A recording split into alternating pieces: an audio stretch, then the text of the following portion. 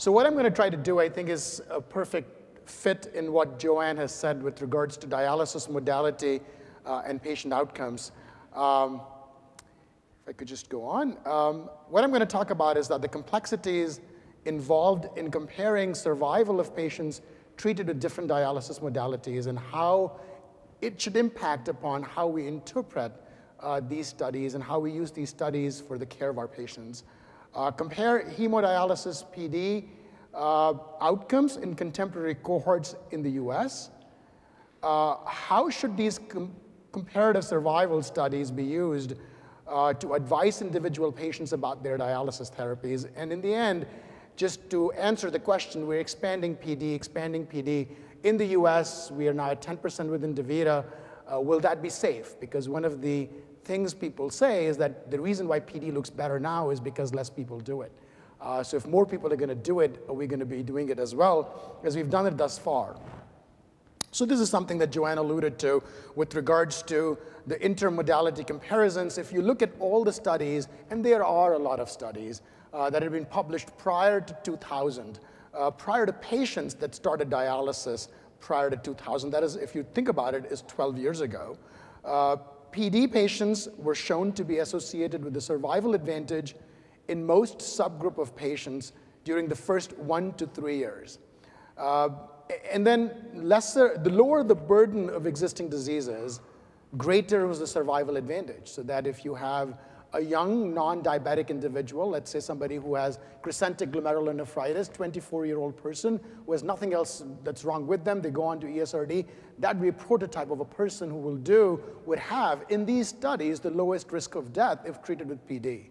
And you have, at the other extreme, sicker the individual. So if you have a 67-year-old diabetic who's had coronary disease, has had bypass surgery, has had an amputation, you couldn't place a vascular access in them, you put them on PD, that person relative to that similar person that started hemo would have the highest risk of death on PD. And then there was also what Joanne alluded to was that there was the longer term risk seemed to be higher with PD. But that's for patients that started before 2000. We've come a long way since then in understanding what many of these studies mean. So let me just begin by just elucidating some of the challenges, elaborate more on what Joanne has talked about.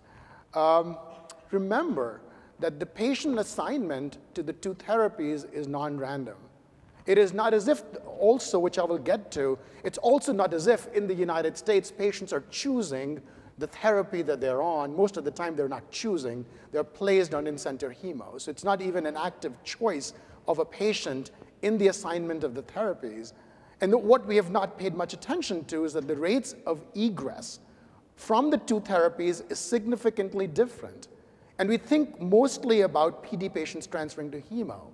But what we don't think about is PD patients going to transplant. They go to transplant twice the rate than the hemo patients go to transplant. And we'll talk more about that as we go along. And those are the two large, there are many other challenges, but these are the ones that I'll focus on as I start. So we are aware of the systematic patient differences that there exist between patients that start PD in the United States relative to those those that start hemodialysis. We're used to thinking that the patients that start PD are younger. Look at this is from the USRDS data, that the proportion of individuals with age more than 65 is substantially less in PD. Patients that start with congestive heart failure or ischemic heart disease or peripheral vascular disease or COPD or more than one comorbidity is substantially more likely in a person that starts hemodialysis than that starts PD. But remember that these differences vary by location. This is not the trend in other parts of the world. If you look at Australia and New Zealand, we talked something about that. If you look at the median age of individuals that start PD in Australia and New Zealand, they are actually older. They're more likely to have coronary disease. They have slightly more likely to be diabetic. They're more likely to have cerebrovascular disease. They're more likely to have peripheral vascular disease. So in fact, the patients that start PD in Australia and New Zealand are sicker than those that start in the United States, relative to hemodialysis as well. And there is this most recent paper from France. And in France, the trend is the same as well. So that if you have, this is a study that was focused on individuals that had congestive heart failure to begin with, and this is, again, all of France. This is from the French registry. And as you can see, that the age of patients that started PD was older. With regards to those that had NYHA class 3 or class 4 heart failure was more likely in patients that started PD. They were slightly less likely to be diabetic, but more likely to have coronary disease, more likely to have peripheral vascular disease, and the baseline GFR was 3 ml per minute higher in patients that started PD than hemo. And in fact, converse to what we would think otherwise, the GFR, the higher the GFR at the time of start of dialysis, greater is the risk for death, as we know. So by all metrics that you could think of, patients that start PD in Australia and New Zealand or in France are sicker than those that start in hemo. Now, why is that important with regards to the challenges in comparing that? It is not surprising then, if you look at the outcomes with PD from these two countries, doesn't matter the nature of statistical adjustment that you make, they come out looking worse, PD comes out looking worse than hemodialysis. So if you have on the left side the graph that shows an early survival advantage that Joanne alluded to, but if you follow patients over time, the risk for death with PD is higher. Similarly, in the French registry, if you compare, which is just published a few months ago, if you look at the risk of death for patients that start PD relative to hemo, patients that started PD had a 48% higher risk for death than those that started hemo. So, or if you look at the converse, if you compare all PD patients to the healthiest hemodialysis patients, so which is the study by Jeff Pearl that Joanne alluded to, if you look at that, PD patients have a survival that appears to be worse than the best hemodialysis patients. Or if you flip this issue, so these are the times when I've said that if the patients are sick, you cannot control for the degree of sickness by statistical adjustment.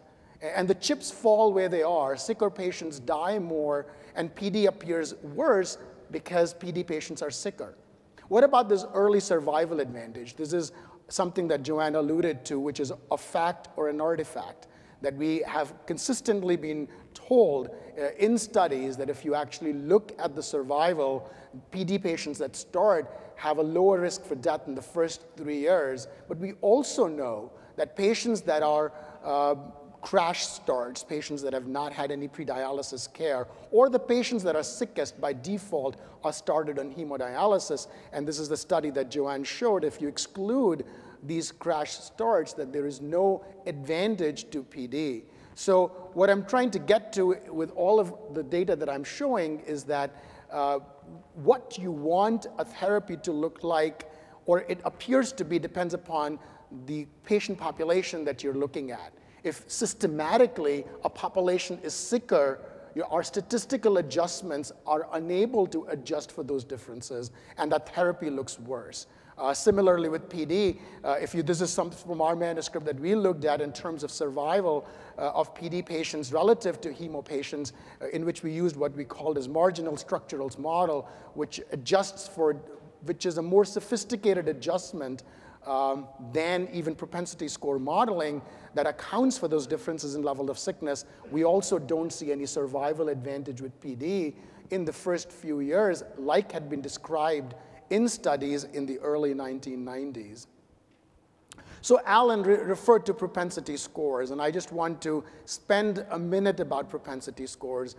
Propensity scores are good, but we have to understand what the limitations are.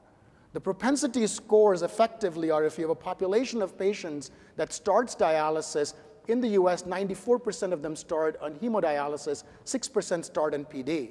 We look at all the information that we physicians provide, when we fill out the 2728 form and all of those comorbidities, and then decide, assign a propensity based upon these characteristics. A 45-year-old male who's diabetic, who uses insulin, has diabetic retinopathy, what is the probability of that individual starting PD relative to hemo? And each individual then is assigned a propensity score. And then what statisticians do is that they match patients based upon propensity scores, and that is talked about as being equivalent to randomization. That you have now matched apples to apples, oranges to oranges, and then you're looking at survival of like patients. It is for sure better than using multivariate models, which are a cruder method of adjustment. This was first used in the CHOICE study, the results of which were published about 7 years ago, that showed that starting the year 2, the risk for death with PD patients is higher than when compared to hemo patients. But if you move further along, the propensity scores can adjust only for known knowns.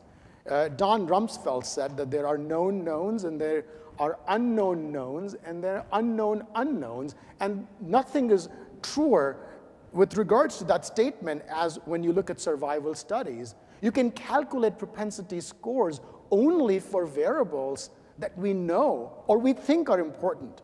There are variables that we don't know. We don't even know we should measure them. And even if we measure them, we don't know if they're important. And this is a study I like. This is from Austin Stagg. This was published in the mid-1990s. And what it looked at was that what is our ability to predict, based upon all of these things that we use to calculate the propensity scores, what is our ability to predict who's going to start PD and who's going to start hemo? And as you can see, 75% of that propensity is unknown. We know only 25% of what determines which modality an individual is going to use. So I think, I want to say again what I just said before. Propensity scores are superior to statistical adjustment using traditional models. But propensity scores are hugely limited by how little we know as to who are the cat people or who are the dog people, like Joanne said. Who's going to go home, who's not going to go home. And I think we should understand the limitation before we assign too much weight to studies that are based on propensity scores. And what I've also alluded to, this is a study that Alan and I did some years ago in Southern California. This may in part be because the modality distribution has not reflected informed patient choice. We surveyed all patients that started ESRD in a 2-month period in Southern California. And we asked them what were the dialysis therapies that they were aware of. And it was not surprising, at least to me at that time, that only about 1/3 of patients knew that they had a choice of doing PD. 2/3 did not know that they had a choice. And when we compared the medical conditions of the patients who were given a choice versus those that were not given a choice, there was absolutely no difference. So it is not a random event that patients are not given a choice. It is the system of care that has evolved that most patients starting dialysis are not given a choice. As a result of which, a 40-year-old person or 20-year-old person, for example, with crescentic GN starts ESRD, a tunnel catheter is placed, stays in hemo, is not given a choice versus somebody who's given, a similar patient who's given a choice. So the patient characteristics alone are not sufficient to predict who's going to do which therapy. That is what the limitation of propensity scores are. So what I've said thus far is with regards to the hemo-PD comparisons, that the patient assignment is non-random. Patients who are treated with HD or with PD are fundamentally different. And what one may think is not true in all parts of the world. So just because PD patients are healthier in the United States, it is not the case in other parts of the world. Our ability to predict patient selection of dialysis modality based on variables used for adjustment is limited. And this is what is called as residual confounding. We can adjust only for what we know for. We cannot adjust. Somebody who has coronary disease may also have peripheral vascular disease, but that was not checked off in the box when we were filling the 2728 form, and so it was not in our statistical models. But that patient actually sicker than what it seems like on paper. Many patients who would choose PD are not even given a choice, further complicating this adjustment. And so I think it is, one has to be very careful in accepting that a fully adjusted analysis, even with the most sophisticated models that we have, has taken away all possibilities of confounding. And that is actually very real. And the differences in outcomes may not be because of the therapy the patient has chosen, but maybe because of the differences in the patients who chose the therapy or who were being treated with the therapy. And you have to be very cognizant of that when you use this data to offer patients a choice of therapy. Also, patients transfer off therapy differentially. As I've said, that what has gotten a lot of press is the transfer of patients from PD to hemo, that patients have a problem with technique failure. And that indeed is correct. You know, there's only one peritoneal cavity, only one peritoneal membrane. If you mess it up, you cannot do PD. On the other hand, there are multiple sites for vascular access. You fail one vascular access site, you can put another. You fail another one, you can put another one again. So that is true. But what I want to focus on is this differences in transplant rate. This is within the first 1 year of start of dialysis. And as you can see, in the United States, if you just look at the crude data, at the end of 12 months, about 2.5% of hemodialysis patients get a transplant. When you compare that with PD patients, that's about 7.5% get a transplant. So this is almost threefold higher crude differences in transplant rate. And if you adjust for differences in patient characteristics, the adjusted model that I just maligned, even then, there's the chances of a PD patient getting a transplant at about 50% higher than a hemodialysis patient. It may be because the patients are healthier, which we are not capturing by our statistical adjustment, but it also could be a patient. Remember, this is transplant within the first 12 months. At least where I live in Southern California, the transplant waiting times are 8 to 10 years. And so these are patients that are probably getting a living donor-related transplant. And so the patients that are motivated to assume responsibility for their care may also be motivated to get a living donor, to get a transplant within the first year.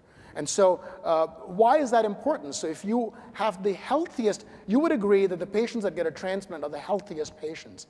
If the healthiest patients are leaving the PD cohort at a rate that is faster than they're leaving the hemodialysis cohort, it could be predictable that the apparent equivalency of outcomes would not be maintained because the sicker patients are more likely to remain on PD than on hemo because of the differences in transplant rate. That is another source of bias, at least the way we would describe it, when you're looking at these survival studies.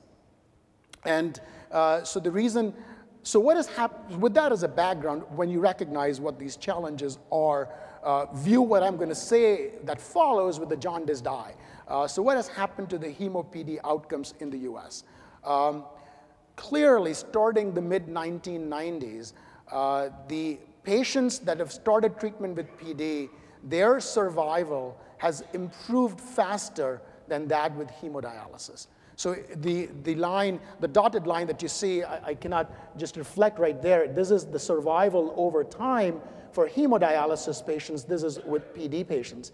And as you can see, that there's been, starting from 1996 to the mid-2002, 2003, there's been no change in the 1-year mortality of hemodialysis patients, while there has been an improvement in the death risk of patients that started PD over that period of time. So that made us interested in looking at this question even further, and we looked again at the entire US data, starting from 1996 through 2004.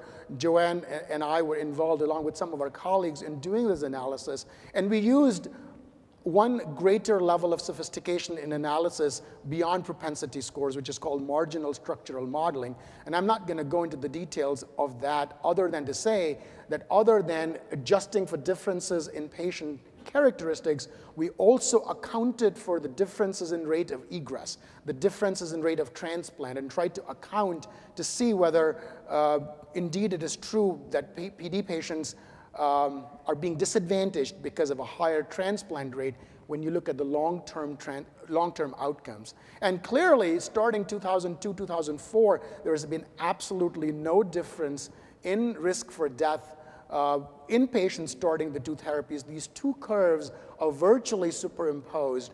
This is through 5 years. If you look at it differently, if you translate the survival data into adjusted median life expectancy, that a patient who's starting dialysis today, what can we tell them how many years they have to live? A patient that started hemo, you could say that you had, on an average, 38 months to live. PD, it's about 36.6, very similar. When you have almost 700,000 patients and there is no statistically significant difference, that means there is truly no difference in outcome with the two therapies. And if you look at the 10-year survival of PD patients versus hemo, this is from the USRDS, this is from 1998. The 10-year survival in the United States, hemo versus PD is also almost identical. It is 12.4%. This is for patients that started in 1998, available through 2008. So it's not just the 4-year survival or the 5-year survival. The 10-year survival of patients starting two therapies is actually remarkably similar now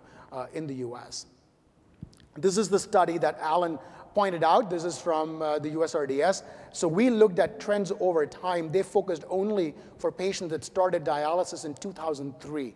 And they showed that the 4-year survival, if you could just see the panel on the left, which is apples comparing to apples, there was absolutely no difference in the 4-year survival of patients starting hemo or PD. So the same data set, two different analysis, same result, not unexpected.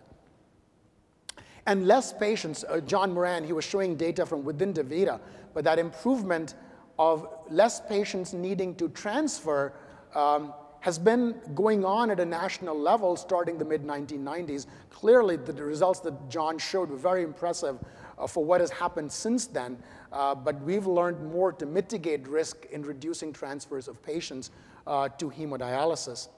So if I was to recap what I've said this in the second part, is that there are the numerous challenges when comparing outcome of patients treated with different dialysis modalities, that there is enough uncertainty that it is difficult to determine differences in outcomes, if any, are a result of differences in patients who choose the two therapies or the effect of the two therapies. And there are two studies from the US that overall there is no difference in survival between HD and PD patients for those that started dialysis after 2000. The only way to settle this would be to do a randomized control trial. Joanne pointed out to you the challenges of doing a randomized control trial. One place where this trial can be done and is being done is in China. And the reason part of it is because many people in China do not have access to dialysis therapy unless they're living in large metropolitan areas. So they have launched a large randomized control trial that has already started, which has incident ESRD patients that will be randomized to thrice-weekly hemo or PD. And they plan to recruit 1,370 patients. The primary outcome measure is all-cause mortality. There are a variety of secondary outcome measures. The study started recruitment in June 2011. And 1 out of 7 sites where the study is going to be done is recruiting already. And the expected date of termination is August 2016. 7 sites sounds few, but if you have to understand that the largest PD program in China, in Guangzhou, has almost 1,000 patients. So I don't think they have trouble. 7 sites is plenty for them to recruit 1,300 patients. So moving then on to something akin to what Joanne said, should observational studies influence patients' selection of dialysis therapy? So whenever we tell the patient that they have end-stage renal disease and that they're going to start dialysis, it generates a lot of extreme stress and anxiety, to the extent that in this study from Germany, which I actually like very much, if you look at that panel in the back, on the extreme left, the bars on the extreme left of the screen, 10% of patients are so stressed when you tell them that they have ESRD, they meet the criteria for post-traumatic stress disorder. Post-traumatic stress disorder is something we associate with wars, but there's the fear of death is real. And that is what we are facing when we're talking to patients about hemo versus PD, that they think they're going to die. This is the end of the world. This is the end of their lives. And it is extremely stressful for them. And this is also a summary of all qualitative studies that have been done that have looked at what patients think about dialysis and what are their considerations when selecting a dialysis therapy. And they're, the first, if you just focus on these yellow bars, they're confronting mortality. They now, many of these patients know that their life is now limited. Even as much as we want to prolong their lives, they know that their life expectancy is limited. They're confronting death. I just told you that the median life expectancy of a patient starting dialysis in the US is about 36 months, 3 years. That's on an average a person has to live. So that's what they're facing, that they're weighing alternatives. They are concerned about a lack of choice. So they actually, patients would want us to give them choice, and they want to gain knowledge about options. They don't want to be a burden on their loved ones in any which way. And let us not presuppose that doing home dialysis is a burden on the caregivers. There are many studies that show that starting home dialysis is less burdensome in many given circumstances. So one size does not fit all in that regard with regards to burden of therapy. And for many patients, lifestyle trumps promise of greater longevity. This is a study from the CHOICE study in which they looked at patients that were doing hemodialysis or peritoneal dialysis, and they were asked that if I told you that if you switched to modality X, whatever that alternative modality was, and you were going to live 20% longer, 40% longer, 60% longer, 80% longer, or 100% longer, I'm going to double your life. How many patients are going to choose? How many patients are going to switch? And if you just focus on the bar on 20%, less than 50% of patients agreed to transfer. There is no therapy out there that we can promise is going to double the life expectancy. If you look at the hazard ratios for death that we see in most of these observational studies, we're talking about 1.20, 1.18, 1.17, in the 20% range. And indeed, if that is correct, most patients most, as in more than 50% of the patients don't care about it. There are patients that do. They want the lifestyle that they want with the therapy that they want. So with regards to choice of dialysis modality, the observational data point that the attribution of differences in survival, if any, to the dialysis therapy is problematic. And lack of statistical significance in survival studies with hundreds of thousands of patients, which we've done in the US, suggests that the two therapies provide similar long-term survival. And perhaps no other medical treatment requires patients to change their lifestyle for so long as dialysis therapy does. And with the uncertainty in interpreting observational data, it is reasonable to leave that choice to the patient. It'll take substantial differences in outcomes in the ongoing randomized controlled trial for, at least for me personally, to review that position. And you know, there are people that tell me that amongst diabetics, they have concerns about offering PD to them. I think the concerns about the challenges that I point out are real, whether you look at the population of dialysis patients as a whole or any subgroup thereof. If you have concerns about starting diabetics on PD, then no non-diabetic should start on hemo, because every study has shown that they actually have a better survival. So, and I don't think that that should matter, actually. So who should do peritoneal dialysis? And this is just my take on it. Any patient who wants to do it. And there are only two contraindications in my mind to doing PD: if they don't have a stable home or if they don't have a peritoneal cavity. If they have a home and they have a peritoneal cavity, if they want to do PD, they can do PD. And everybody can be given a chance of doing PD. And we're not very good judges of who's going to be successful in the therapy. I can speak for myself that I don't think I am a very good judge of who's going to be successful. And I'm just going to pivot to just go on to this last part. Will expansion of PD use be safe? What has been said in some of the manuscripts that we've written and the reviews that we've gotten back from others is the reason why PD survival is better is because fewer patients are doing it, and now we know who should do PD. And now because we're telling patients who should do PD, who should do hemo, we've got it right, and that's why the outcomes are similar. And we should keep on doing 6% of our patients on PD. And I think I just want to share some data from around the world with different levels of use of PD. This is from the United States. This is the data that I showed you. The bottom panel is what I showed you earlier. The top two panels are from previous points of time in the care of these patients. And as you can see, the two hemo-PD curves have become superimposed upon each other over time. And as I said, the PD use in the US is 7%. If you then go to Canada, where 18% of patients do PD, So that is more than twice as many. And if you look again at the bottommost curve, the data are the same, that the outcomes of hemo and PD are superimposable for follow-up for up to 5 years. If you then go to Australia and New Zealand, which is the place where PD patients are sicker, and if you just focus on patients that start in 2004, which is the most recent cohort that they had, there was no difference, no statistical difference in survival between hemo and PD in Australia and New Zealand. And the use of PD there, as we've heard before, is 25%. If you then go to Colombia in South America, 50% of patients there do PD. And if you look, these curves look different, but they're not statistically different. That the survival of PD versus hemo was identical when 50% of patients did PD. And if you go to Hong Kong, where there's PD first, they have a survival, their technique survival at 24 months is 82%. They have 85% 2-year survival, where 85% of patients do PD. So the problems that we've had with PD in this country, I think, is not because of the therapy, it's because how we've practiced it. And I think we've learned how we've practiced that in the past, and we've come a long way in overcoming those problems. It is as a result of which we see equivalent outcomes with the therapy. And I personally feel very comfortable that expanding PD would be safe as long as we pay attention to the issues like John Moran pointed out in his presentation with regards to troubleshooting problems, adequacy, volume, infection, catheter problems, and on and on.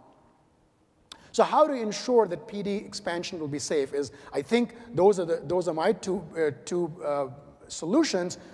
Every program should be positioned for growth, and it should be positioned for success. If there's a program that is not positioned for growth, it is going to be a problem, because I think Alan alluded to this when he was talking, that the risk of transfer of a PD patient to hemodialysis is inversely related to patient census. This is looking at data for the whole United States. This is something that we looked at. If you look, I want to make 2 points in this slide. From the time that we looked at this data, this is through 2004, 2005, the median number of patients in a PD program in the United States was 8. Actually, it was 10. So what it means that 50% of programs had less than 10 patients, and 50% of programs had more than 10 patients. If you then plotted how well the patients did, how long the patients remained on PD, as a function of the size of the program, the larger the program, lower was the risk of transfer to hemodialysis. Because then you build capacity and you have access to the surgeons or the protocols or the know-how in dealing with complications that happen, so that the same patient, for example, somebody gets a hydrothorax or gets a hernia, in some program, we've had our surgeons tell our patients that if they have a hernia, they cannot do PD. But of course, we've educated our surgeons now and said, no, you can fix a hernia, and they can actually do PD. But I could imagine that there are programs that are small that don't do much PD that are told that, and they would not offer PD to that patient, or that patient would be transferred from PD to hemo, versus another unit where they would not be. So I think size, positioning for growth is critical for success as we are looking at expansion of PD use in the United States. And then to monitor outcomes is actually equally important, to make sure that we're not just gloating that we're so good, but we actually have data to prove that we're as good as we say we are in terms of the outcomes that we provide. So to conclude, that there are numerous known, but more importantly unknown, sources of bias when comparing dialysis therapies. The improvement in PD outcomes have outpaced improvement in hemodialysis outcomes. The long-term survival of PD and hemo patients is similar. The dialysis therapies require substantial adjustment by patients, and I think the choice of therapy should be left to the patients. There are enough uncertainties about how to interpret these observational studies and all the bias that many researchers would not even want you to know there are, that in a decision that impacts a patient, many of them who are at the end of their life should be left to them and how they want to deal with it. Thank you for your attention.